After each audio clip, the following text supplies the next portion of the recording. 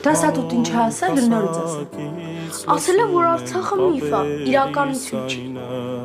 Միֆը այդ քո ոչ ու փուչ դասատուն է, որ գլխի մեջ ոչ թե ուղեղ, այլ դարման։ Գիտես դարմանը որն է։ Ահա, թաղեմ քո հայրենի դասատուի գլուխն ընդ է, որ ոմանից չգիտես։ Մի վարքյան, այս երեխան պիտի ճիշտը իմանա, թե չէ։